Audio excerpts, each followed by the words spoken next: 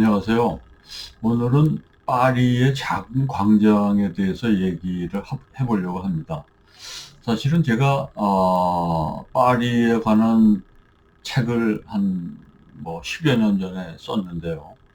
제가 이제 그 책을 파리와 런던에 관한 책을 쓰면서 일종의 말하자면 컴패니언 북 같이 두 권을 한꺼번에 썼습니다. 그래서 오늘 그 책에 있는 내용을 좀 소개를 하려고 하는데요. 제가 쓴 책이 이겁니다. 뭐 그냥 간단하게 소개를 해드리면 파리 느리게 걷기, 그리고 이제 런던 느리게 걷기 이 두 권을 일종의 이제 두 도시 이야기로 제가 썼습니다. 그래서 오늘은 그 뭐 런던 이야기도 나중에 하겠지만 파리에 관한 이야기를 시작을 해볼까 합니다. 제가 이 두 권의 그 파리와 런던에 관한 책을 쓴 배경에는 찰스 디킨스의 A Tale of Two Cities라고 하는 그 책이 일종의 저한테 영감을 줬습니다. 그래서 그 디킨스의 그 두 도시 이야기도 그 사실은 그 두 도시가 파리와 런던에 관한 이야기였습니다. 그래서 이제 저도 이제 그 두 도시를 약간의 그 이방인의 그 여행객의 입장에서 좀 쓸까. 또 하나 책은 육일준이 쓴 그 서유 견문이라고 하는 책이 있죠. 그거는 이제 개화기 때 일종의 유학생으로 간 육일준이 서양 문화와 이런 물물을 보고 느낀 점을 썼는데, 제가 이제 한 이제 20세기 돼서 아, 유학생으로 뭐 미국에 있다가 그 유럽을 가니까 아주 또 새로운 그 관점이나 이런 그 풍물에 대한 어떤 새로운 인식을 하게 되었습니다. 그래서 그러한 것들을 좀 책으로 담아내려고 쓴 거가 이 파리와 런던의 느리게 걷기라고 하는 책이었습니다. 그래서 오늘 소개할 내용은 파리에 감춰진 그 네 개의 작은 그 광장이 있는데 그 네 광장을 뭐 오늘 다 소개할 수는 없고 그냥 첫 번째 한 광장을 소개하려고 합니다. 한번 보실까요? 그래서 제가 이 파리에 감춰진 보석 같은 작은 네 개의 광장 이렇게 제목을 붙였는데 이 네 개의 광장을 지금 소개해 드리려고 하는데 아마 이 중에 한 군데도 가본 적이 없다. 파리를 내가 갔는데도 그러면은 아마 파리를 좀 다시 가셔야 되지 않을까 하는 생각이 듭니다. 그래서 제가 이, 어이구, 이게 넘어갔네. 어, 네 개의 광장을 소개해 드리겠습니다. 그래서 첫 번째 소개해 드릴 거는 플라스 들라 꽁트르 스카르 광장입니다.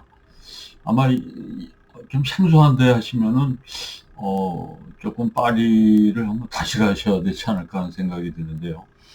두 번째 소개할 거는 이제 플라스 도핀. 이것도 굉장히 아름다운 작은 광장입니다. 세 번째로 소개할 거는 플라스 퓨르스탕베르라고 하는 광장인데 이거는 광장이라기보다도 아주 작은 이 모퉁이 같은 데인데 그 영화 그 순수의 시대인가요? 거기에 마지막 장면에 이 퓨르스텐버그의 그 이 플라스가 이 광장이 나옵니다. 그리고 마지막으로 플라스 상트 캐트린이라고 하는 그 캐트린 성녀의 광장 이 네 개를 소개해드리고 싶습니다. 근데 파리를 뭐 몇 번 갔는데 뭐 별로 가본 것 같지가 않다라고 생각되시는 분은 꼭 한번 다시 가서 여기를 한번 가보시기 바랍니다.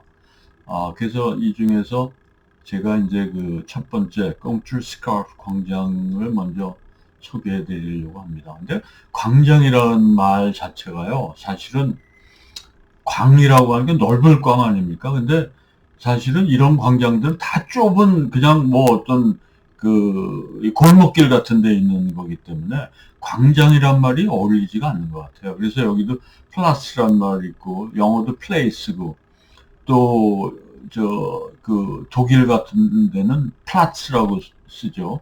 그 다음에 이태리 같은 데 피아자죠. 이게 다 같은 조그만한 이런 이제 사람들이 모이는 그런 이 광장 같은 데인데, 아, 거기를 한번 이제 첫 번째 꿈틀 스카프 광장으로 가보죠. 우선 제가 여기 지도를 갖고 왔는데요. 왼쪽 위에 보면 빵대용이 있죠. 그래서 빵대용에서 시작하면은, 조금 쉽겠습니다. 여기가 아주 중요한 랜드마크니까요. 전철로 오시면은 그 오른쪽 위에 보면 까르디날 르브안이라고 하는 역이 있고요. 그거는 이제 해밍웨이가 좀 살던 동네였는데, 그 다음에 그 밑에 보면은 플라스 몽주라고 있죠. 그 두 역 사이에 있는 이 거리입니다. 그래서 이 지도 가운데 보면 이제 플라스 들라 꽁트르스키아르프 광장이 있고요. 그 위 거리는 우리말로 쓰면 좀 읽기가 어려운데 데카흐트라고 써 있지만 우리가 읽기는 그냥 데케아르트라고 읽습니다. 데케아르트가 뭐냐면 그 철학자 데카르트를 말합니다. 그래서 그 데카르트 그 거리를 따라서 내려오면 이제 꽁틀스카르프 광장을 만나고 그 밑으로 이어지는 길이 소위 무프타르 거리라고 가장 제가 볼 때 좁지만 아주 재미있는 거리. 파리에서 제가 거리를 하나 꼽으라고 하면 이 무프타르 거리를 꼽겠습니다. 이 거리는 나중에 제가 소개를 하겠지만, 깍디에 벌송이라고 하는 사진작가가 찍은 사진도 있는데요. 아주 재미나고 좁은 길이 무프타르 거리인데, 그 거리는 사실 로마 시대 때부터 있었다고 합니다. 그래서 그 지도 보니까 뭐 무프타르 볼링장도 있고 그러네요. 그래서 넘어가 볼까요? 그래서 이 꽁틀 스카프 광장은 해밍웨이가 쓴 책이 있습니다. 해밍웨이는 젊었을 시절에 그 파리에서 젊은 시절을 보냈습니다. 그래서 거기서 그 결혼도 해서 아주 신혼 생활 같은 생활도 하고 거기서 벨 에프 시절에 여러 그 문인이나 화가들을 거기서 만났죠. 이야기는 나중에 그 우디 알렌의 Midnight in Paris라고 하는 영화에서도 잘 나타나고 있습니다. 그럼 다음에 다시 얘기할 기회가 있겠는데요. 해밍웨이가 그 젊었을 때 파리에서의 생활을 쓴 책이 이 파리는 축제 중이라는 Paris d'une fête라고 하는 그 파리는 축제 중이라고 하는 책을 썼는데 이게 영어 책으로는 Unmovable Feast라고 하는 그 영문으로 나왔습니다. 그래서 이 파리는 축제 중이라는 책의 첫 장에 보면 그 첫 장이 이 상미셸의 기분 좋은 카페라고 하는 그 챕터인데 그 첫 페이지 첫 문장에 이 꽁트르 스카프 광장이 등장합니다. 그래서 이 광장은 이 마주보고 있는 두 개의 카페가 있는데 하나는 넬마스라고 하는 거고 또 하나는 르꽁트르 스카프라고 하는 그 카페가 마주보고 있습니다.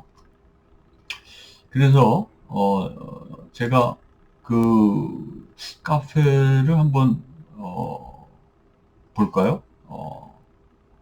그러면 카페가 이렇게 생겼습니다. 카페가 아니라 이 광장이 이렇게 생겼습니다. 이 아주 작은 광장인데요.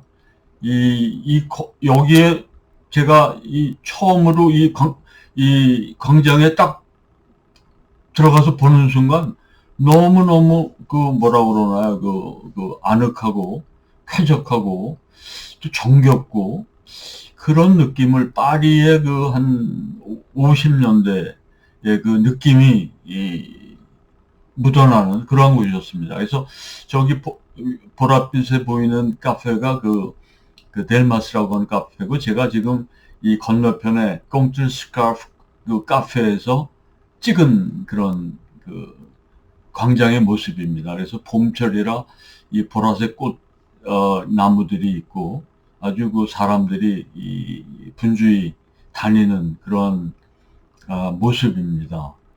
그래서 이 거리는 제가 볼 때 마치 뭐라고 그러나요? 이 광장 자체가 아까 말씀드린 무프타르 거리의 중심이 되는 그런 광장이고, 이 광장은 제가 봤을 때 어떤 느낌이 또 났냐면은 푸치니의 오페라 중에 보면 라보엠이 있죠. 그 라보엠의 이제 일막은 시인 로돌포하고 미미가 이제 껌껌한 다락방에서 만나서 이제 제겔리다마니나 그대의 찬송을 부르는 유명한 이제 장면이 1막이고요. 2막이 되면 깍테 라땅, 라땅 지구 지금 보시는 그러한 무프타르 거리의 모습이 라보엠의 2막의 배경입니다. 그래서 이 거리를 보니까 정말 라보엠의 2막 장면이 생각이 났습니다. 그래서 조금 자세하게 보시면은 이 그림이 이 사진을 제가 찍은 건데요. 여기 이제 가운데 분수가 있고, 그 뒤에 보면 뭐 슈퍼마켓도 있고요.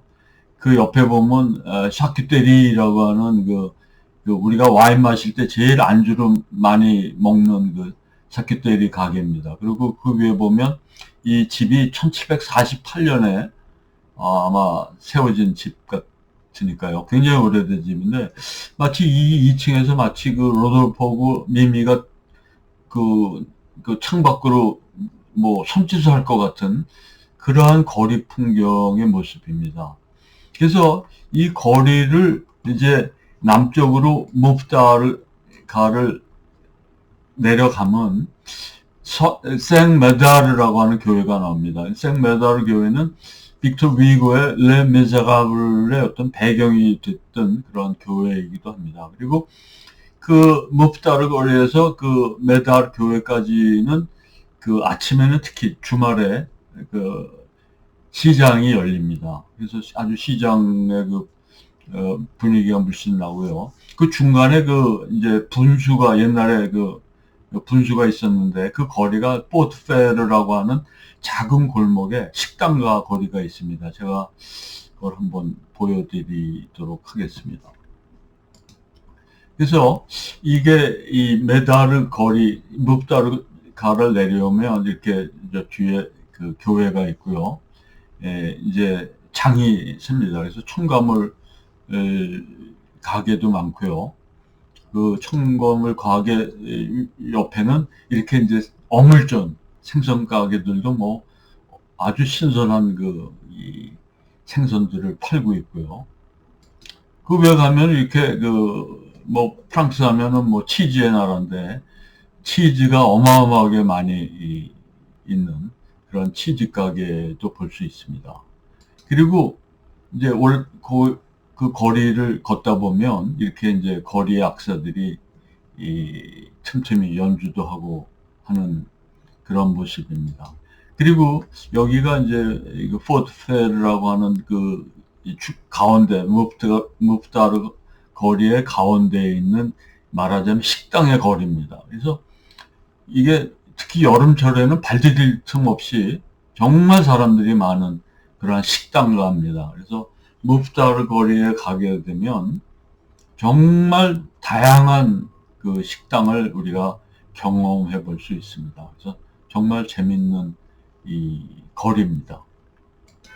그리고 제가 아까 얘기한 대로 앙리 브레송을 얘기를 드렸는데요. 앙리 브레송은 소위 decisive moment라고 하는 결정적 순간이라고 하는, 그래서 카메라로 어떤 극적인 순간을 스틸 라이프로 잡는 이 사진 예술가로 유명하죠. 그래서 1950년대